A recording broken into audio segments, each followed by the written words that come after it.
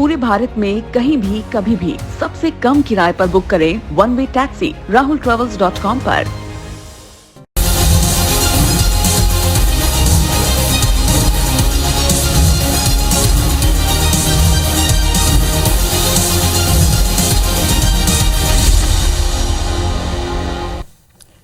नमस्कार, good evening, बहुत स्वागत है आप सबका। आप देख रहे हैं न्यूज डिकोड का संडे स्पेशल। आपके साथ मैं हूं पुनीत पाठक।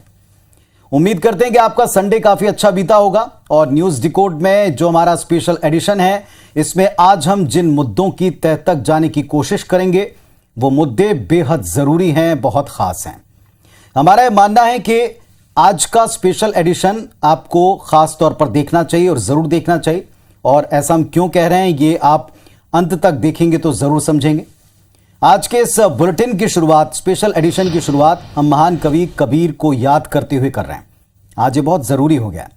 उन्होंने कहा था, उनका एक दोहा आपको भी याद होगा, पोथी पड़ी पड़ी जगमुआ, पंडित भया न कोई, ढाई आखर प्रेम का, पढ़े सो पंडित होए। यानी सांसारिक लोग पुस्तकें पढ़ते पढ़ते, ग्रंथ पढ़ते पढ़ते अपनी उम्र बिता देते हैं, लेकिन कोई भी पंडित यानी वास्तविक ज्ञान का ज्ञाता नहीं बन पाता। परंतु जिसने भी प्रेम को समझ लिया, इसके महत्व को जान लिया, वो परम तत्व की ज्ञाता की पदवी रखता है, सच्चा पारखी होता है।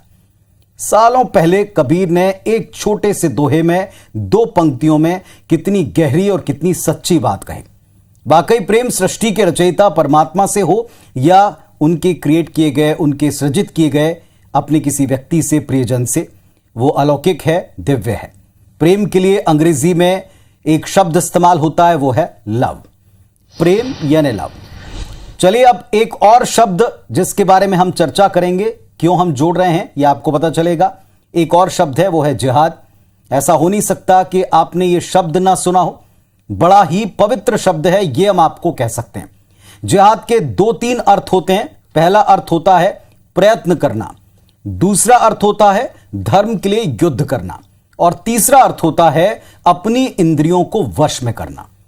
कुछ जानकार ये कहते हैं कि जिहाद का अर्थ होता है अपनी बुराई के खिलाफ आप संघर्ष करें, लड़ाई करें। आपको यह भी बताना चाहेंगे कि जिहाद अरबी भाषा का शब्द है और इसके ये तीन मायने बताए गए हैं। जानकार इसके और गूढ़ अर्थ खोजते हैं। चलिए अब आते हैं अपने मुद्दे पर कि हमने क्यों इन दो शब्दों के बारे में विस्तार से आपसे चर्चा की शुरुआत की। पहला शब्द प्रेम यानी अंग्रेजी में लव, और दूसरा शब्द अरबी का जिहाद। इन दोनों शब्दों को आप मिला दें तो एक नई टर्म का जन्म होता है, जिसे हम पिछले कुछ सालों में काफी सुनते आए हैं। मेरे ख्याल से आप समझ गए होंगे कि हम बात कर रहे हैं लव जिहाद की। अब सवाल ये उठता है कि आखिर ये लव जिहाद है क्या, और लव जिहाद का क्या आपस में एक दूसरे शब्दों के साथ कनेक्शन निकलता है। क्यों लोग इसका जिक्र छिड़ते ही या तो बेहद खामोश हो जाते हैं या बहुत आक्रोशित। आखिर मामला है क्या, हम अपने पहले सेगमेंट में आज लव जिहाद को पूरी तरह से डिकोड करेंगे, आपके साथ साझा करेंगे। चलिए लव जिहाद को हम डिकोड करें, उसके पहले पूरे देश को दहला देने वाली झारखंड की वो घटना, वो वारदात जिसके बारे में आपने जरूर सुना होगा, पढ़ा होगा, इसके बारे में आपको दिखाते हैं। देखें आप ये रिपोर्ट। उसके लिए अभी हम मर रहे हैं, उसको भी वही सजाए होते हैं। आप ऐसा चाहती? हाँ। ये एक लड़की का बयान है जो ये बात जानती है कि वो बहुत जल्द मरने वाली है। ये कुछ घंटों बाद मरने वाली लड़की की अंतिम इच्छा है। आप सोच रहे होंगे आखिर ये लड़की अपने मरने से पहले किसके मरने की दुआ मांग रही। चलिए आपको बताते हैं। पहले एक बार फिर से सुन लीजिए ये लड़की अपनी मौत के ठीक पहले क्या बोल रही थी। आप ऐसा चाहती? और उसमें 4 बजे आके खिड़की से पेट्रोल फेंक के और आग जला के भाग गया। तो पेट्रोल कहाँ पर फेंका गया? पेट्रोल एक डिब्बा में 2 लड़का था, वो और एक छोटुआ था। हम खिड़की खोल के देखे थे। नाम क्या उनका? सारू। और उसके साथ एक लड़का जो है? हाँ, छोटू। ऐसे उसके लिए अभी हम मर रहे हैं, उसको भी वही सजाए होते हैं। आप ऐसा चाहती? हाँ। इस लड़की का नाम अंकिता है, जो अब इस दुनिया से महज 17 साल की उम्र में विदा हो चुकी है। इसकी प्राकृतिक मौत नहीं हुई, अंकिता की क्रूरता से हत्या की गई थी। पुलिस कस्टडी में हंसते इस लड़के को भी गौर से देखिए। इस शख्स का नाम शाहरुख है। ये वही लड़का है जिसने अंकिता पर पेट्रोल छिड़ककर उसे जला दिया। अंकिता अपने घर पर सो रही थी। सुबह करीब 4 बजे का वक्त था। शाहरुख अपने साथ पेट्रोल लेकर आया और उसने सोती अंकिता पर खिड़की से ही पेट्रोल डाला और आग लगाकर भाग गया। पुलिस ने शाहरुख और उसके एक साथी को गिरफ्तार कर लिया, जिसने शाहरुख को पेट्रोल उपलब्ध करवाया था। अब ये भी जान लीजिए कि शाहरुख ने इस वारदात को अंजाम क्यों दिया। शाहरुख अंकिता को कई महीनों से परेशान कर रहा था। शाहरुख अंकिता का पीछा किया करता था। शाहरुख अंकिता पर दोस्ती करने का दबाव बना रहा था। अंकिता ने शाहरुख की शिकायत अपने पिता से की, जिसके बाद अंकिता के पिता ने पुलिस में शाहरुख की शिकायत करने का मन बनाया। लेकिन शाहरुख के बड़े भाई ने शाहरुख की हरकतों के लिए माफी मांगी और ये भरोसा दिलाया कि आगे शाहरुख अंकिता को कभी परेशान नहीं करेगा। लेकिन ऐसा हुआ नहीं। शाहरुख ने अंकिता को फिर परेशान करना शुरू कर दिया। शाहरुख अंकिता को मोबाइल पर जान से मारने की धमकी देता रहा। अंकिता को आग के हवाले करने से पहले शाहरुख ने अंकिता को जान से मारने की धमकी दी थी। अंकिता परेशान थी और शाहरुख ने 23 अगस्त की सुबह 4 बजे अंकिता को आग के हवाले कर दिया। अंकिता को पहले दुमका के अस्पताल में भर्ती किया गया। इसके बाद रांची रिम्स ले जाया गया, जहां उसने 5 दिनों तक जिंदगी के लिए जंग लड़ी। लेकिन अफसोस, वो जंग हार गई। अंकिता की मौत के बाद झारखंड में प्रदर्शन हुए। हत्यारे को फांसी देने की मांग हुई। जांच अधिकारी नूर मुस्तफा को इससे हटाया गया, क्योंकि नूर पर शाहरुख को बचाने के आरोप भी लगे। अब शाहरुख और उसका साथी जेल में है।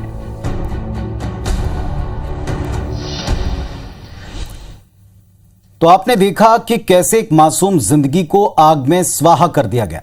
17 साल की अंकिता की केवल इतनी गलती थी कि वो शाहरुख नाम के एक अय्याश लड़के से दोस्ती रखना नहीं चाहती थी।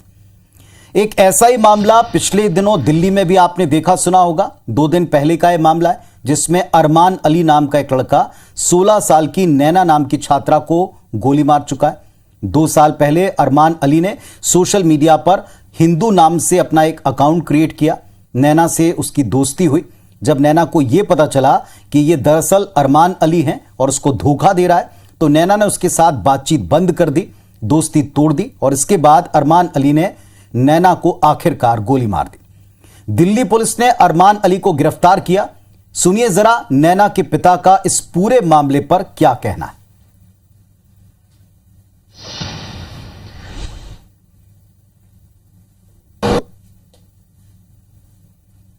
मेरी बिटिया नैना मिश्रा स्कूल से अपनी माँ के साथ आ रही थी।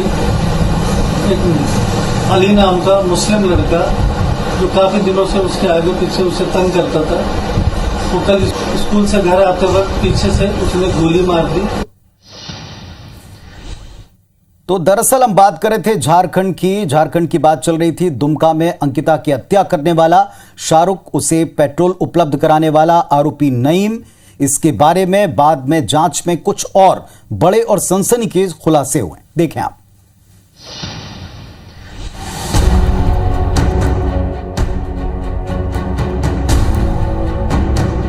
ये मासूम अंकिता के हत्यारे हैं। दुमका में देश को दहला देने वाली वारदात को अंजाम देने वाले इन आरोपियों को जो सजा दी जाए वो कम ही है।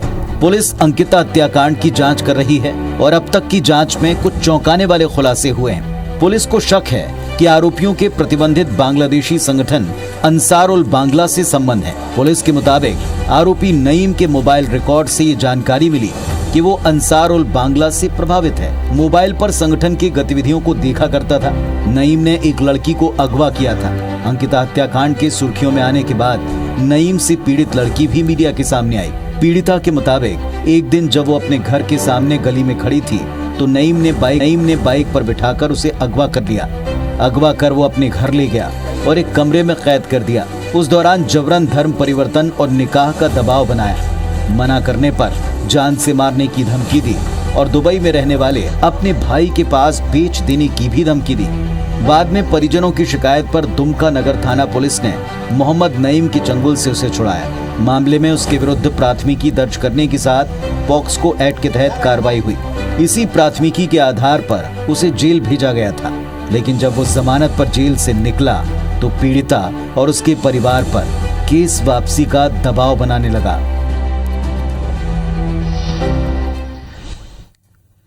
यानी कि अंकिता के दो हत्यारे शाहरुख और नईम दोनों ही हिंदू लड़कियों को पहले से निशाना बनाते आए हैं।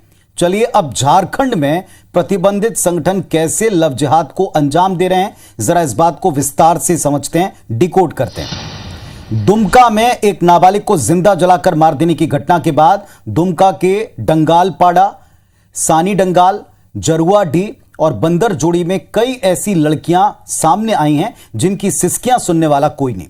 इन लड़कियों को पहचान बदलकर प्यार के जाल में फांसा गया और फिर निकाह करके उनका धर्मांतरण कराया गया। ऐसे हालात पाकोड़, गोड्डा, साहिबगंज और जामताड़ा में भी। झारखंड गृह विभाग की एक रिपोर्ट कहती है कि साहिबगंज और पाकोड़ में चिन्हित अवैध प्रवासियों ने वोटर आईडी, आधार कार्ड, ड्राइविंग लाइसेंस बनवा रखे हैं और इन इलाकों में जमातुल मुजाहिदीन, बांग्लादेश और पॉपुलर फ्रंट ऑफ इंडिया, साथ ही अंसारुल बांग्ला, ऐसे प्रतिबंधित संगठनों की पकड़ पिछले कुछ समय से बढ़ रही। साहिबगंज, पाकोड़, धनबाद समेत अन्य जिलों में जमातुल मुजाहिदीन, बांग्लादेश के लोग एक्टिव हैं, सक्रिय हैं। इन इलाकों में बड़ी तेजी से जनसांख्यिकी यानी डेमोग्राफी में बदलने का पुख्ता प्रयास हो रहा है, ऐसे संकेत मिले। दुमका में एक प्रतिबंधित संगठन के लोग नाबालिग लड़कियों को प्रेम जाल में फांसकर इन पर शादी और फिर धर्म परिवर्तन का दबाव बनाते हैं। दुमका के डंगालपाड़ा, दुधानी, बंदरजोड़ी और जरुआडीह में यह कुछ ज्यादा ही असर दिखा रहा है और अगर वहां पर एक सीरियस और उच्च स्तरीय जांच हो तो इसमें कोई चौंकाने वाली बात नहीं होगी कि कई ऐसे परिणाम मिल सकते हैं जो आने वाले वक्त के बड़े खुलासे बन सकते हैं। बहरहाल दुमका जिला अधिवक्ता संघ ने एक कदम उठाया जो कि सराहनीय है।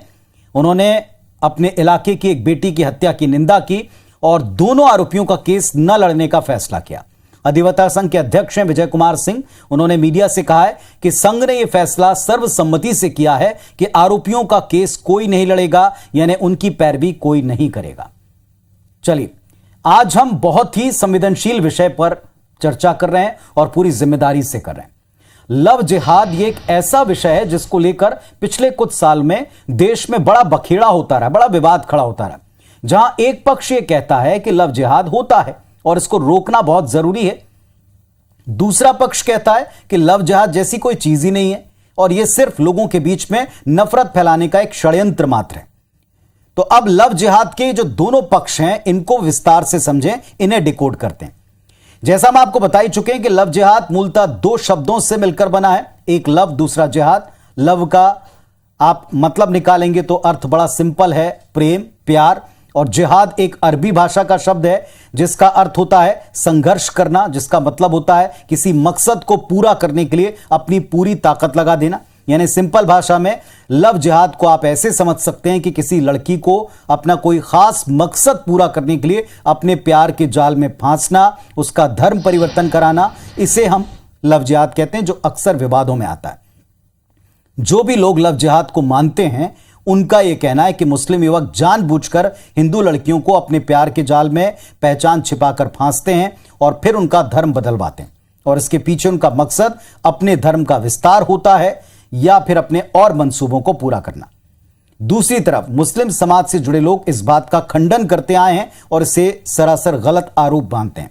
लव जिहाद होता है, नहीं होता है, यह बात सुप्रीम कोर्ट मानता है या नहीं मानता है, इसको लेकर तो फिलहाल कुछ कह नहीं सकते।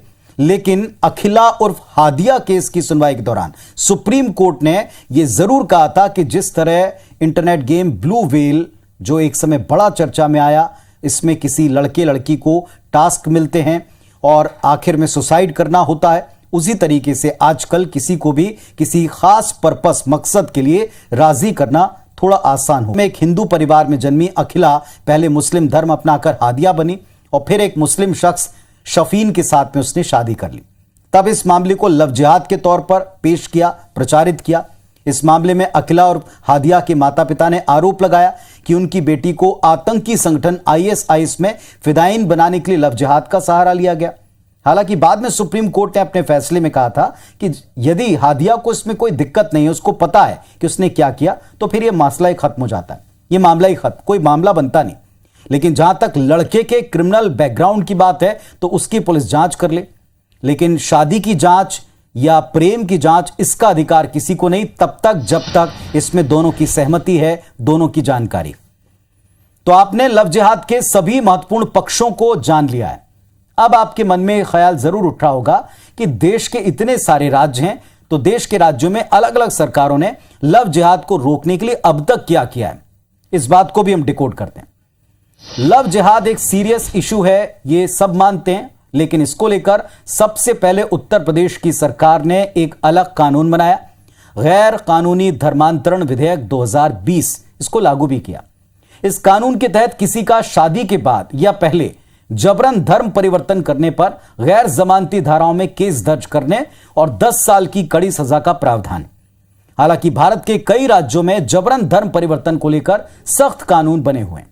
देश में जबरन धर्म परिवर्तन को लेकर छत्तीसगढ़, झारखंड, ओडिशा, हिमाचल प्रदेश, उत्तराखंड, राजस्थान, गुजरात, अरुणाचल प्रदेश, मध्य प्रदेश में भी कानून हैं, पहले से हैं।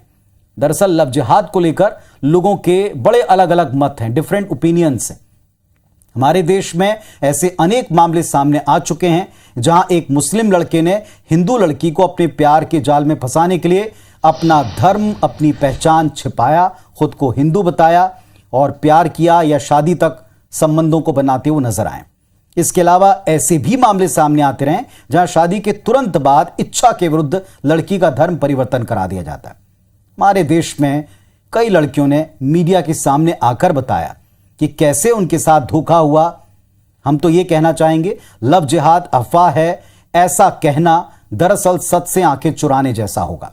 लेकिन हिंदू मुस्लिम युवक और युवतियों के बीच में अगर प्रेम होता है, विवाह होता है, तो फिर हर एक प्रकरण में उसे लव जिहाद कहना भी गलत है। अगर किसी लड़की को अपने प्रेमी का धर्म पहले से पता है, वो अपनी मर्जी से शादी करती है या संबंध बनाती है, कहीं कोई समस्या नहीं है, इसमें किसी को कोई दिक्कत होनी नहीं चाहिए। लेकिन अगर लड़का अपने धर्म या पहचान को छिपाकर दोस्ती करे, संबंध बनाए, शादी तक बात ले जाए और बाद में या पहले धर्म परिवर्तन का दबाव बनाए, तो निश्चित तौर पर यह लव जिहाद कहलाता है। बाकी लव जिहाद को लेकर सबकी अपनी अपनी राय है, सबकी अपनी अपनी सोच है, जो उनके अपने अनुभवों और आसपास के वातावरण से मिलकर बनी सोच पर ही डिपेंड करते हैं। लेकिन फिलहाल हम ये कह सकते हैं कि यह मामला वाकई गंभीर है, संगीन है और इस मामले पर तुरंत एक्शन लेना और आसपास नजर रखना यह बहुत जरूरी है, क्योंकि जैसा हमने आपको बताया कि कुछ इलाकों में कुछ संगठन इसका नाजायज फायदा उठाने की पूरी कोशिश कर रहे हैं। लेकिन माहौल ना बिगड़े, इसकी जिम्मेदारी आपकी हमारी बनती। एक शब्द आज मध्य प्रदेश की राजनीति में सुर्खियों में है। वो शब्द क्या है? वो एक शब्द है, एक विशेष राजनीतिक शब्द, अगर इसको कहें तो ज्यादा सही होगा। इसका इस्तेमाल अपने विरोधियों का अपमान करने या फिर उनको नीचा दिखाने के लिए अक्सर होता है। कौन सा शब्द है वो जानेंगे। उस शब्द के जन्म, उसके महत्व और उसके असर को भी डिकोड करेंगे अपने इस सेगमेंट में।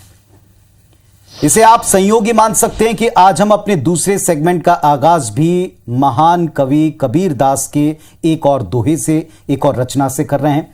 कबीर दास जी ने कहा था, ऐसी बानी बोलिए मन का आपा खोए, औरन को शीतल करे आपहू शीतल होए।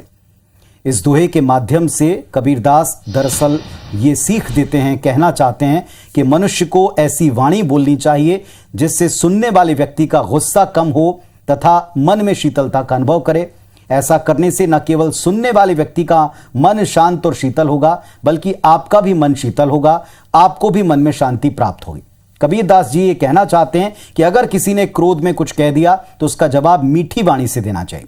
गुस्से में हमें अपनी वाणी का नियंत्रण नहीं खोना चाहिए, इस बात का ख्याल रहे।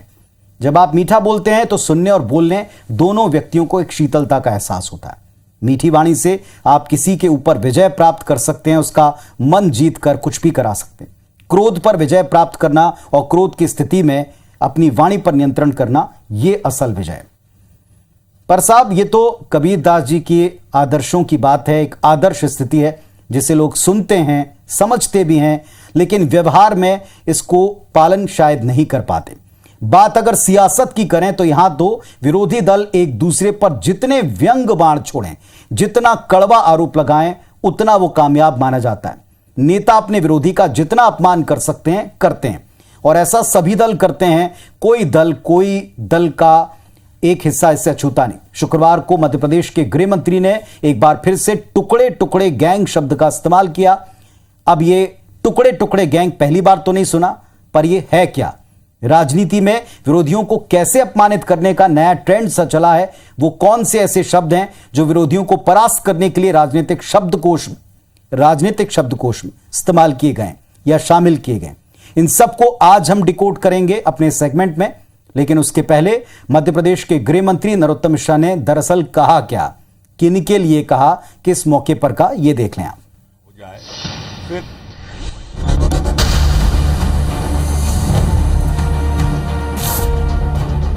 तस्वीरें 15 अगस्त की हैं, जब बिल्किस बानो से गैंगरेप के 11 दोषियों को रिहा किया गया।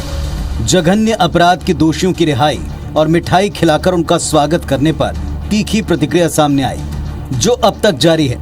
लिस्ट में ताजा नाम जुड़ा बॉलीवुड की दिग्गज एक्ट्रेस शबाना आजमी का, जिन्होंने एक इंटरव्यू के दौरान कहा कि उन्हें गुजरात सरकार के इस फैसले से न सिर्फ झटका लगा, बल्कि वो बहुत शर्मिंदगी महसूस कर रही हैं। इससे पहले जावेद अख्तर ने भी ट्वीट कर कहा था कि समाज में कुछ तो गलत हो रहा है। इन प्रतिक्रियाओं पर अब एमपी के गृह मंत्री नरोत्तम मिश्रा ने पलटवार किया। उन्होंने कहा कि टुकड़े टुकड़े गैंग और अवार्ड वापसी गैंग की मानसिकता ही घटिया है। ये गैंग बिल्किस बानो केस पर तो हल्ला मचाते हैं, लेकिन कन्हैया लाल और अंकिता की नृशंस हत्या पर चुप्पी साध लेते हैं। अभी हमारी बेटी को झारखंड में जिंदा जला दिया, बोली ये कुछ नहीं बोली। भाजपा शासित राज्य में अगर कोई घटना हो जाए, फिर आप देखिए नसरुद्दीन शाह जी को, इनको फिर देश में रहने से डर लगेगा। नरोत्तम मिश्रा यहीं नहीं रुके, आगे कहा कि शबाना आजमी हो या फिर नसीरुद्दीन शाह या फिर जावेद अख्तर, इनका एक ही एजेंडा है, बीजेपी शासित राज्यों में होने वाली छोटी बड़ी घटनाओं पर बयानबाजी कर देश का माहौल बिगाड़े। हालांकि इस पर कांग्रेस कहती है कि नरोत्तम मिश्रा इस तरह की बयानबाजी केवल सुर्खियों में बने रहने के लिए करते हैं। लगातार इस तरह के मध्य प्रदेश में अपराध हो रहे हैं, जो देश भर में जिनकी निंदा हो रही है और देश भर में मध्य प्रदेश कलंकित हो रहा है। और बेहतर है कि उनको ध्यान अपने विभाग पर देना चाहिए, मध्य प्रदेश पर देना चाहिए, लेकिन देश ध्यान दे। वैसे ये पहला मौका नहीं है जब गृह मंत्री ने टुकड़े टुकड़े गैंग पर इस तरह कड़ा प्रहार किया। जाहिर है अगले साल प्रदेश में होने वाले विधानसभा चुनाव तक ध्रुवीकरण की सियासत से जुड़े छोटे छोटे मुद्दे बयानों से तूल पकड़ते और बहस का नया मोर्चा खोलते नजर आ सकते हैं। सुधीर दंडोतिया, IBC 24, भोपाल। तो साहब, कड़वा बोलने की घोड़ सी चल पड़ी है। सवाल ये उठता है कि इस बयान को आप कैसे लें। सवाल ये उठता है कि आप इस बयान में कितनी सीरियसनेस या कितनी गंभीरता पाते हैं। ये टुकड़े टुकड़े गैंग, ये सेलेक्टिव घटनाओं के ऊपर अपनी प्रतिक्रिया करना, इस पर हमने डिबेट भी किया, आपने सप्ताह के दौरान देखा था। लेकिन इतना तय है कि जब आप ऐसे शब्दों का इस्तेमाल करते हैं तो वापस पलटवार भी इनसे और कड़े शब्दों में होता है। अगर आप सेलेक्टिव लोगों या घटनाओं के ऊपर प्रतिक्रिया का आरोप किसी पर लगाते हैं तो यह आरोप आप पर भी कई घटनाओं में लगता है। लेकिन असल मुद्दा यह कि क्या आप कहीं जाकर इसको समाप्त करेंगे, क्या आप कहीं इसका हल ढूंढेंगे, या फिर केवल आरोप प्रत्यारोप में जनता को उलझा कर रखेंगे, असल मुद्दों से ध्यान हटाते रहेंगे। आज के लिए बस इतना ही। आप अपना परिवार का अच्छे से ख्याल रखें। आपसे कल फिर 8:55 पर मुलाकात होगी न्यूज डिकोड में। नमस्कार, धन्यवाद।